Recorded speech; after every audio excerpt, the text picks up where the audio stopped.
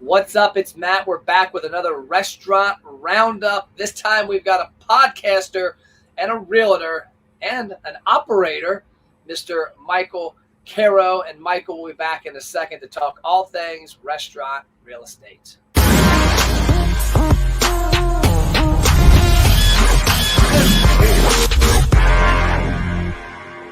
So we are on the road. I'm in Las Vegas. We are in America's Best Restaurants van number 2. We've got 6 episodes to shoot today. We were just at Brad Lee's office, who's a pretty big influencer and business operator in the world out here with Lightspeed VT. But today we've got Michael. You're in Pensacola. Michael, tell us who you are, what you do, and let's dig into the restaurant world. Thank you so much for having me on the show. Michael Carro with SVN Southland Commercial Real Estate. I specialize in restaurant real estate transactions, sales, leasing, business sales. And I developed some restaurant properties, have a great food hall here in Pensacola called The Garden. It's down in downtown Pensacola at Palafox in Maine. So we're always having great restaurants come into our site. I spend every day negotiating great leases for clients. Or helping them out of leases that they may have signed erroneously or prematurely in their life. So, but that's what I wake up to do every day is to do more restaurant deals for people who want to get in or expand their business empire in the restaurant space. You've got to be a pretty unique concept there from a standpoint that you practice what you preach. You're out there helping restaurants. I got into the restaurant business more as an investment. I'm not an operator, so let's put that right on the table. I can't run a restaurant, but I invested in restaurants 21 years ago in Hardee's. And over a 10-month period from December of 1999 to October of 2000, we acquired 120 Hardee's from Springfield, Illinois, most of Alabama, Pensacola, which is where I live, and the Gulf Coast of Mississippi. And so we've been a franchisee in the Hardee's world for 21 years. Now, I'm not an operator. I don't work the restaurants. And now we are in the process of acquiring a lot of that real estate that is so good to have as part of your portfolio. So those are the types of things that I try to also teach people from an investment standpoint to get them to the next level of their investment career as well. Well, I love it. I didn't know the Hardee's Avenue. You've got all sorts of things happening there. I thought I was a busy man. You're making me look like I'm sitting still. Yeah, so it's the world I live in, and I come across a lot of restaurant properties, and because it's a space that I understand, I also invest. Put together syndications for folks who may want to get into the space, or if you are looking for a restaurant. Sometimes people bring me a restaurant. I only want to lease, but I really want this spot. I'll go ahead and buy it, lease it up to them. And sometimes we work out deals like that as well. So everything, cool. And we started the restaurantrealty.com probably about 12 years ago. We had a nice coalition of restaurant specialists around the country. We would go to ICSC in Las Vegas, where you're at right now, and we would have our annual meeting there. So we've been in the restaurant world from a real estate standpoint for quite some time, and there isn't a rock we can't uncover to help people out. Cool. Well, I love it. So we actually have a question. Chris Hill said he was going to tune in a little later, couldn't watch live, but he said there's some good bargains on, will there be good bargains on turnkey space soon? And also, will there be note leverage power for would-be tenants? Looking forward to watching later. I had actually expected that to be yes, but it turns out the answer is no. The space is so crowded with, if you think about the shift that COVID had from the sit-down restaurant to the full-service restaurant to the quick-service restaurant to the fast-casual restaurant, anybody who has a drive-through, those particular properties are in such high demand because a lot of the model is shifting.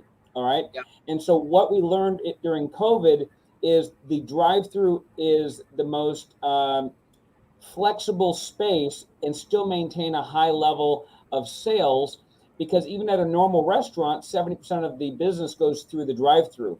Well, during COVID, nobody wanted to go inside the restaurants. The restaurant dining rooms were closed. And if you only had a dining room and no restaurant, drive-through rather, you were in a world of bad. And so Now coming out of COVID, and we're in Florida, so we basically haven't been part of the shutdown in the way a lot of the country has. So I have to speak from my personal experience. We've been wide open. We have more people moving to Florida right now because we are life as normal versus some of these other areas that they have these big lockdowns. Yeah. And so within our area, we have such a positive influx of people from all over the country that the turnover of restaurants is still very, very low. But I really actually anticipated a big glut of closures, but maybe that's where these government handouts really helped keep them in business and floating them through this pandemic.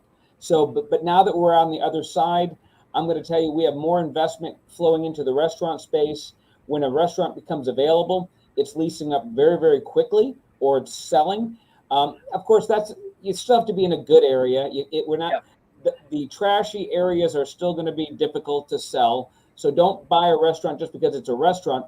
Buy a restaurant because it's in a great area. The area is so much more important than whether or not it's fully turnkey. Although when you look at the infrastructure, the hood systems, the grease traps, the sinks and the plumbing and all that adds so much more value. So if you're going to get into a restaurant, make sure it has those components, because that will add to the cost so significantly. So talk about the podcast real quick. I got a couple questions to ask, but talk about the podcast. Because I deal with people like you do on a daily basis, when COVID hit, my whole world stopped. I mean, I still came into the office every single day, but I started riding a bike because the streets were empty. Everything was, just closed down. And so instead of just waiting for business to come to me, one of the things that I've had always wanted to do is to do a podcast.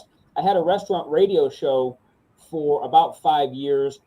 I stopped that, and then when COVID hit, I said, you know what, let me do something. And so I started the podcast and just had all these restaurant owners, restaurant people from within the trade. So anything you needed, but I did it very micro segments. I mean, 10 minutes was like the max I wanted to be, because I started listening to a lot of podcasts myself. It'll be an hour podcast, but only really 10 minutes of good content.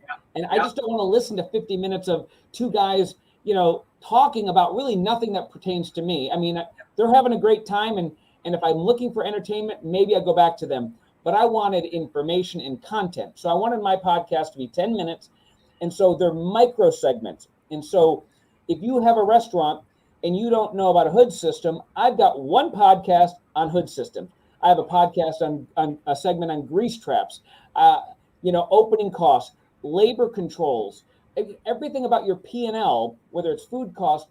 We dissect it, not the entire P&L, but one of the line items on the P&L. So that way you don't have to listen to stuff. If you're really savvy on your P&L and you're hitting every metric out of the park, you can ignore those 5 or 6 episodes. But maybe you have other areas that you would like to know about, or some maybe of these top chefs. You can get some information from them about how you can make your restaurant better. So things like that. Love it. So talking about leases, so there's a lot of things that have changed recently. I'll give you an example of mine. I'm involved in a gym back at home in Northern Kentucky, and one of the partners is buying out the other partner.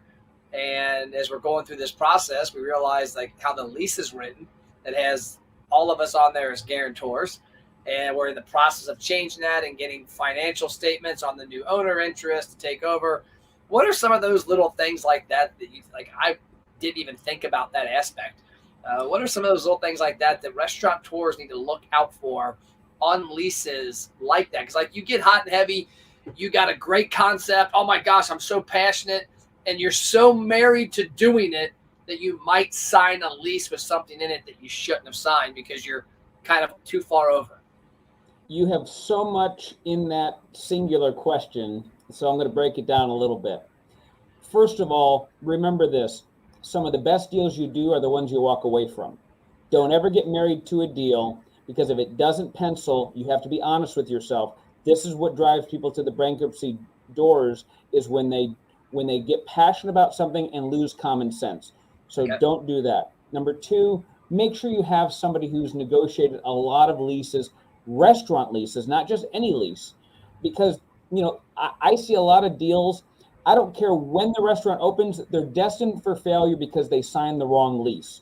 You you know the money that you can make in a restaurant is a lot, but it's from a percentage standpoint, it's really if you get 5 or 10 cents out of every dollar, that's a lot. Some industries it's 30, 40, 50 cents, but not the restaurant world. And so you've got to make sure that your cost of occupancy does not exceed a certain percentage. And I'm going to tell you the percentage that I like to look at is don't ever go above 8% for a regular lease or 10% all in with your full occupancy. Now, listen, the goal is to get 7, 6, 5% or 3%. I mean, that's the goal. But if you're modeling this thing out and be conservative on your modeling, if you think you're going to do $1 million, model it at 800,000. Don't model it at 1.2 million. Yeah. You don't need to be selling your investors to invest in you. You need to be selling everybody on real numbers that should be conservative. You should exceed your expectation. A couple other things on leases that I see new people make a mistake of. Don't sign a lease unless you have 100% confidence that you're going to succeed. Because what I see is new people want to sign such a short-term lease that if they have the success that they're looking for, they don't have enough term to actually make the money. So they'll try to say, oh, can I do a 1 or 2 year lease? Walk away. If you're not prepared to do a 5-year lease with 1, 2, 3, 4, 5-year options to renew, you need to lock up that space for 20 years if you're going to be in the business. If you're going to test the business, this is not the business to test out.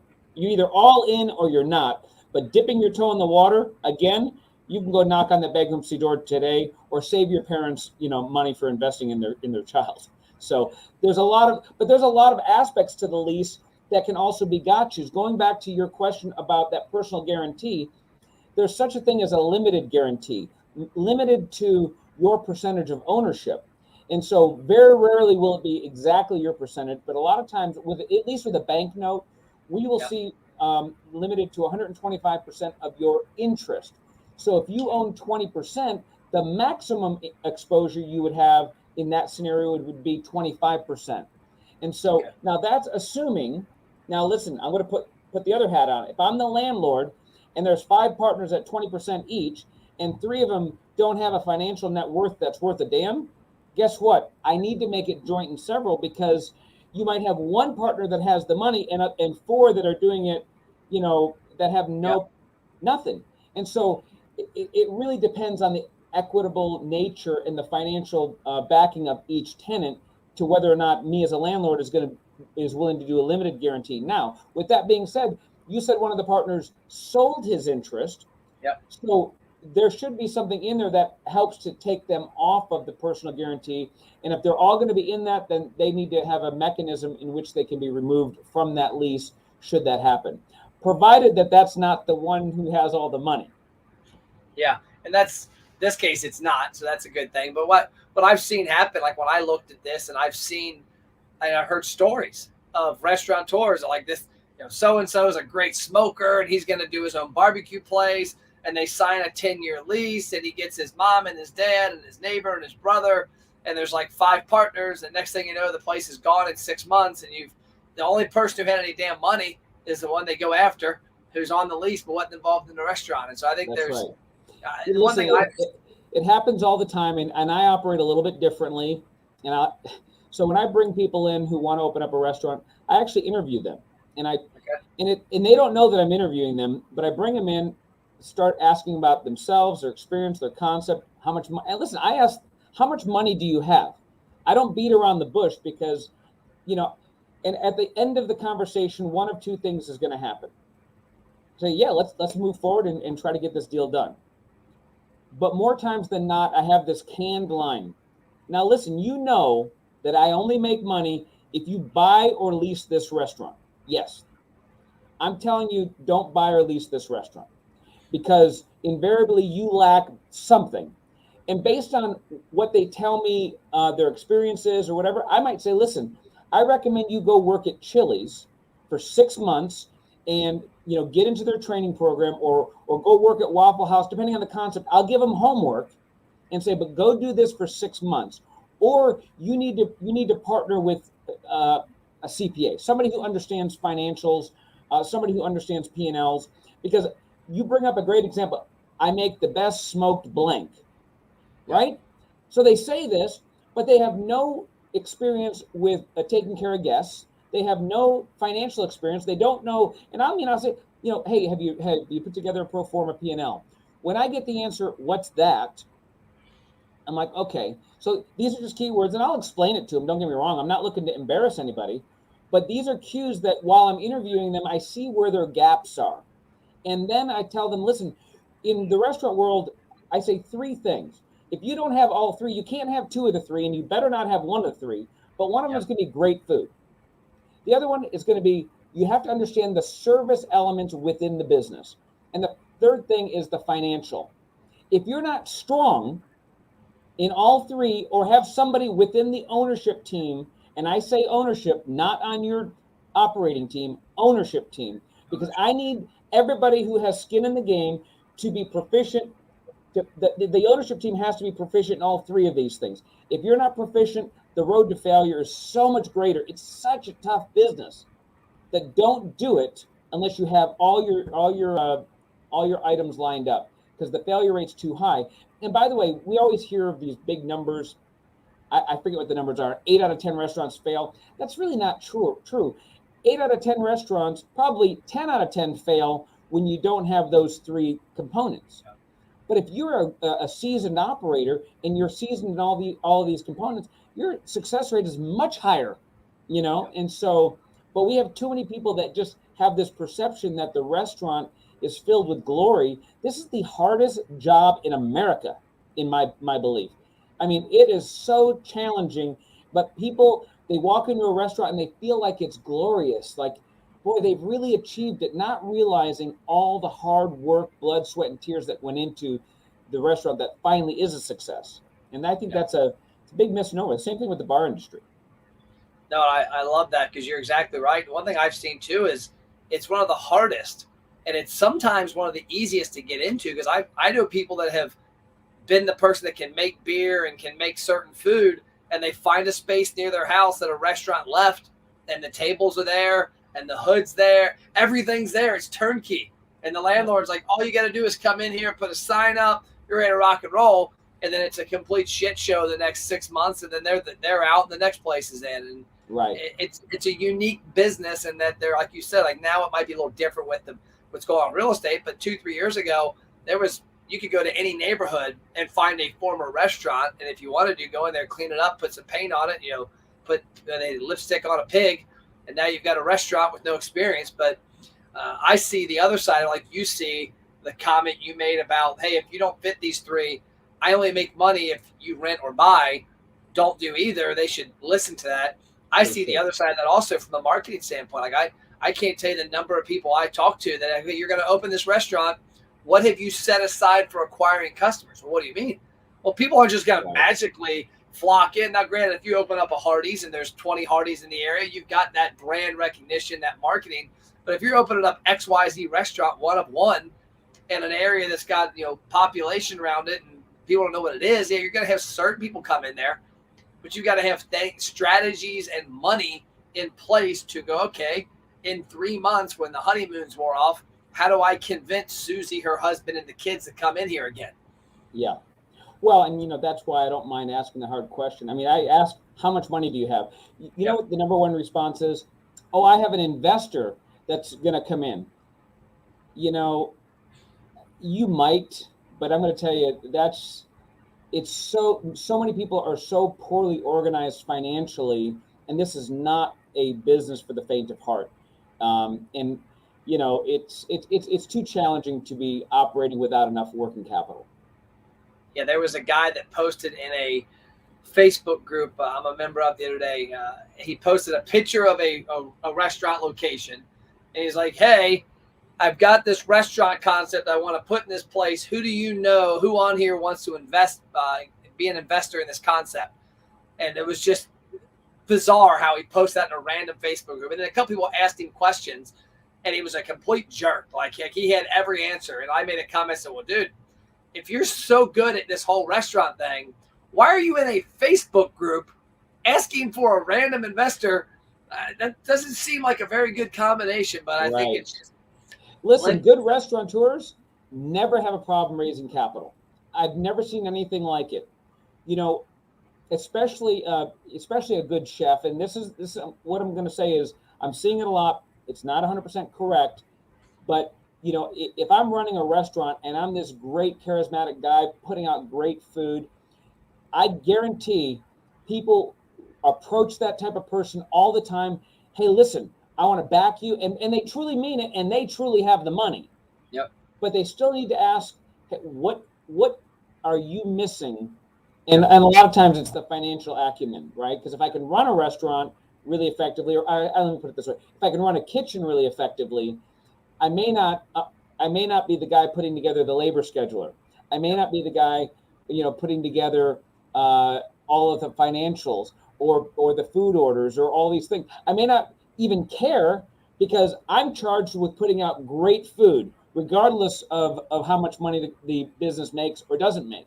And so you got to be very careful on that. And if you bring on somebody like that to back, which is not a bad idea, you just have to make sure that they have the support structure around it to drive profitability. Yeah. Oh, and it's the same in my business. I've had to grow as a leader of my company the past 11 years. Matt Platt, when I started my business 11 years ago, was me. All I had to do was know how to give people great strategies, help them implement it, and then go on my way. Well, as we've grown from one person to 40 people, I've now got to not only know that, I got to understand payroll and health insurance and 401k, and I've got to understand hiring and firing. I've got to understand the building we just bought and running these Mercedes vans and all sorts of stuff. Right. And so I was fortunate that I grew my business over the course of 6, 7, 8 years, where it went from me by myself for 2 years, then me and one employee for 2 years. Then, it made baby steps that I could mature as a leader. A lot of these restaurants, that's not an option. Like, you open up that door and you might be the greatest chef ever, but if you have no clue how to recipe costing cards and no clue what your actual lease is, and you're not good at staffing the front of house when there's nobody there, there's a whole nother equation that could lead to quick disaster when you take that step. You just made me think of about a top chef in the area, and I won't say his name because he's a great guy, but probably one of the most talented chefs that I've seen at private parties. And whenever he cooks, I could not wait for his restaurant to open. It was going to be unbelievable. Well, I will tell you, when he opened, I'm going to just say the first 6 months, half the food was good and half the food was mediocre. And I kept scratching my head. This guy is so much better than that. But you kind of hit it on the head. It's not about him, because he can't produce all the food for an entire restaurant. Yeah. So how quickly can you bring other people up to speed to deliver the quality that you need to be delivered to every plate? Because a lot of times we only get those chances one time, maybe twice, right?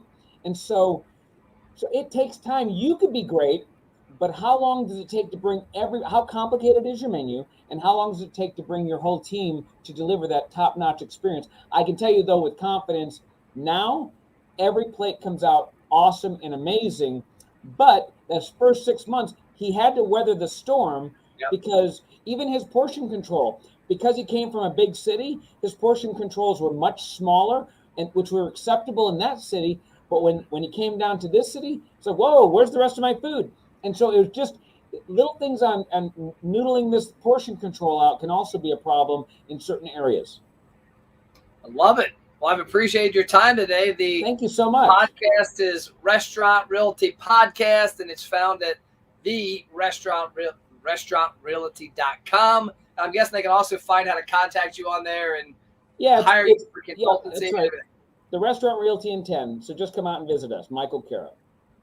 Awesome. Well, we appreciate your time, brother, and have a great rest of your week.